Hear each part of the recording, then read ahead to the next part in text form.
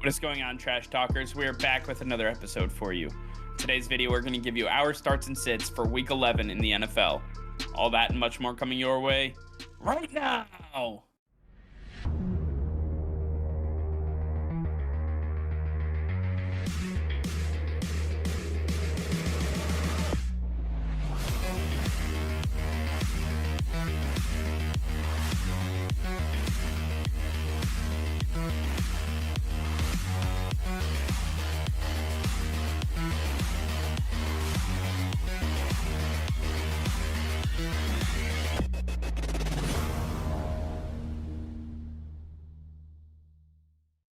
Hey Trash Talkers, over 85% of you are still not subscribed to the channel.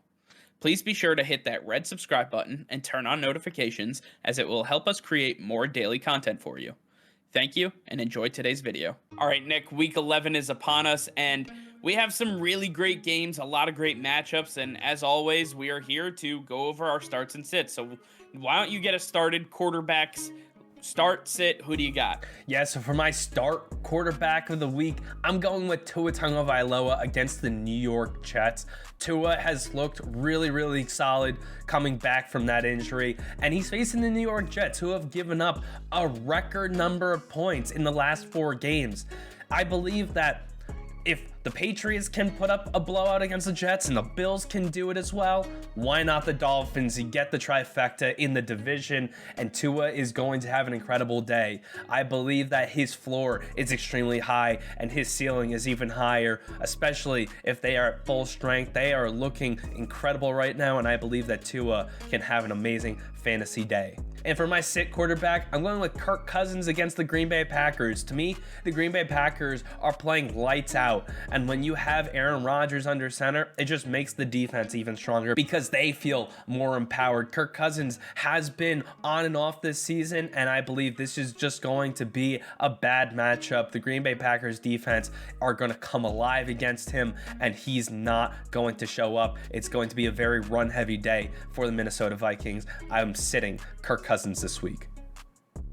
My start quarterback, I'm going with Justin Herbert on Sunday Night Football in the bright lights, taking on maybe Mason Rudolph, maybe Big Ben Roethlisberger, not exactly sure. Looks like it'll be closer to a game time decision with the COVID protocols and everything that Ben has to go through. As of right now, Justin Herbert, he's not facing TJ Watt. He's not facing Minkah Fitzpatrick. Not really anybody else on this defense that's too scary, so Justin Herbert's going to have a field day throwing to Mike Williams and Keenan Allen, Jared Cook and company.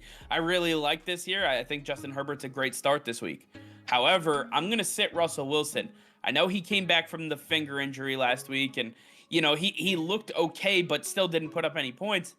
I just don't trust him until I can see this offense put it together. I think I need to see him do it a couple weeks in a row before I trust him in my lineup yet again. I know a lot of people stashed him on their IR spot for a long time, possibly even carrying him on their active roster. So at this point, Russell Wilson, I'm sitting him. I'm not taking a chance on what he may or may not do. And for our running backs this week, my start running back is DeAndre Swift against the Cleveland Browns. The Cleveland Browns defense has been struggling against receiving backs, and DeAndre Swift has been an incredible receiving back for Jared Goff. I think that the Lions are starting to pick up steam. They're getting ever so close to that first win of the season, and it could very well happen this week.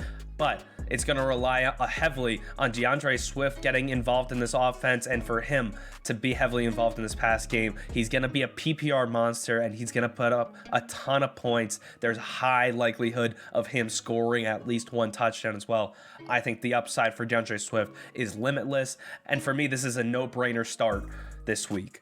For my sit running back, I'm going with Elijah Mitchell for the San Francisco 49ers, taking on the Jacksonville Jaguars. He is dealing with a broken finger, and last week we saw that Deebo Samuel was actually the lead rusher for the team. I think it's going to be a similar outcome. We see Jeff Wilson coming back into this rotation, and now that gives even less opportunity for Eli Mitchell to get involved. I think Kyle Shanahan's going to try to give the ball to other people, because Jacksonville Jaguars are going to expect Eli Mitchell to be the guy. Kyle Shanahan's going to want to go other places with it, and Eli Mitchell is more so going to be that decoy for the team. So I'm sitting Eli Mitchell. I'm waiting until he is fully healthy.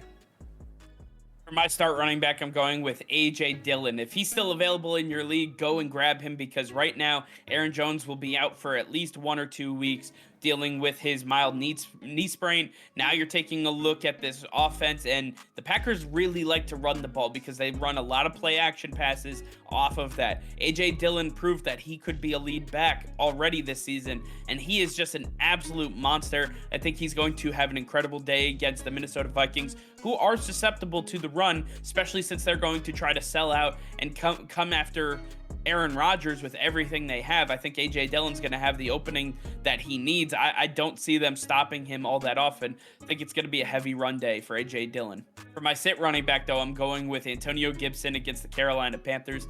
The Panthers have only been getting stronger on the defensive side of the ball. They are getting much healthier. They are getting much stronger. And Antonio Gibson was being outpaced last week by J.D. McKissick. And I think at this point, Gibson is really touchdown dependent. And I'm not exactly sure that the Washington football team is going to be able to score or even get close to the goal line. I think if they do score, it's going to have to be from far out. You're looking at the wide receivers more for that, maybe even J.D. McKissick there.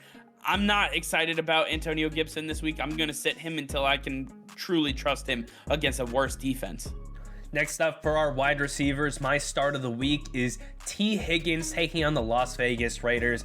To me, T. Higgins is a smash play against a defense that just gave up 5 passing touchdowns. We all know that Jamar Chase is incredible, but that's who the entire defense is going to be focused on. So T. Higgins, he's going to be the recipient of a lot of big plays, and he has the connection with Joe Burrow. I have a lot of trust in him to not only put up a ton of yards, but to get a touchdown or 2 in this one. I believe T. Higgins is going to have a massive week. And for my sit wide receiver, Terry McLaurin, Scary Terry, going up against the Carolina defense that you just talked about. They are tremendous, and he is across from Stephon Gilmore. That's right, the former Defensive Player of the Year. Stephon Gilmore is playing incredible, and he is locking down whoever he's facing. Terry McLaurin has not had a great season, and a lot of teams are able to double team him.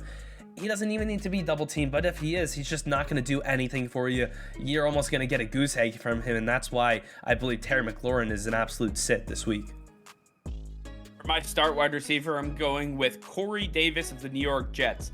Now, I know we make a lot of fun of the Jets, but Joe Flacco being under center for the Jets is actually a blessing in disguise. He likes big-bodied wide receivers. He likes the ability to throw to guys he knows who are going to be able to get open, and Corey Davis has consistently gotten open. I like Corey Davis in this matchup against the Miami Dolphins, who are the 3rd worst defense against wide receivers in fantasy. I like Corey Davis a lot. I think him and Joe Flacco are going to have some sort of camaraderie, that they understand each other. They're going to do a lot of 10-yard outs, a lot of 50-50 balls that are going to, essentially just be big-bodied wide receiver types. I like Corey Davis. I even like Elijah Moore here. So one of those 2 guys, I would start either one of them. And for my sit, I'm going with Michael Pittman of the Indianapolis Colts. Going against the Buffalo Bills, he's going to be matched up against Tre'Davious White. This is a huge matchup for the Colts and the Bills, and I believe that Tre'Davious White is going to take Michael Pittman out of the lineup. He is essentially going to shadow him everywhere he goes. Carson Wentz is going to have to find other people to throw the ball to and really utilize this offense in a way he hasn't had to already. I think it's going to be a big Jonathan Taylor rushing day. All those reasons lead to me sitting Michael Pittman this week.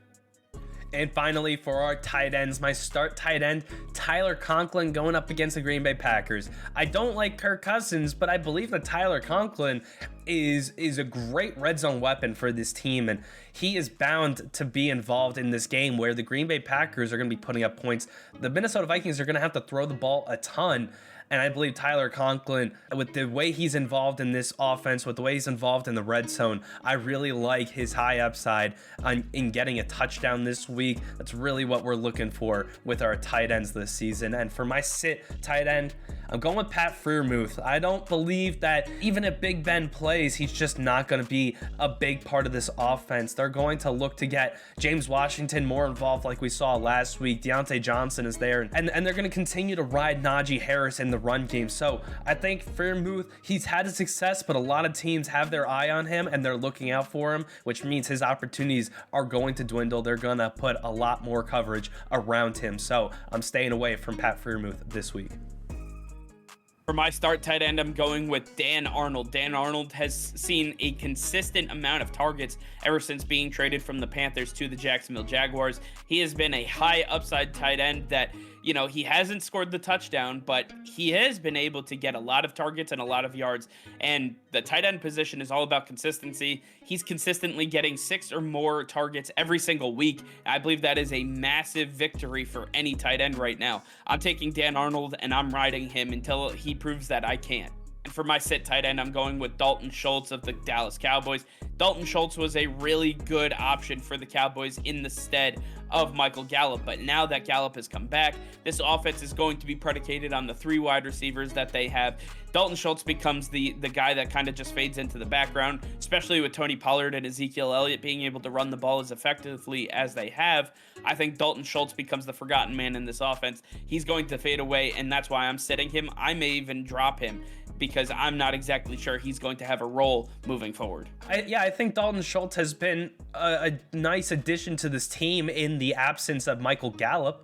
But now Michael Gallup's back, which means Dalton Schultz, there really are few targets coming his way anymore. Dak Prescott loves his receivers, and that's where he's going to have a lot of focus. This run game is also getting a lot of love, Zeke and Tony Pollard. So it just leaves Dalton Schultz on the out, and I don't know if Dalton Schultz is going to be a guy that I trust going on for the rest of the season.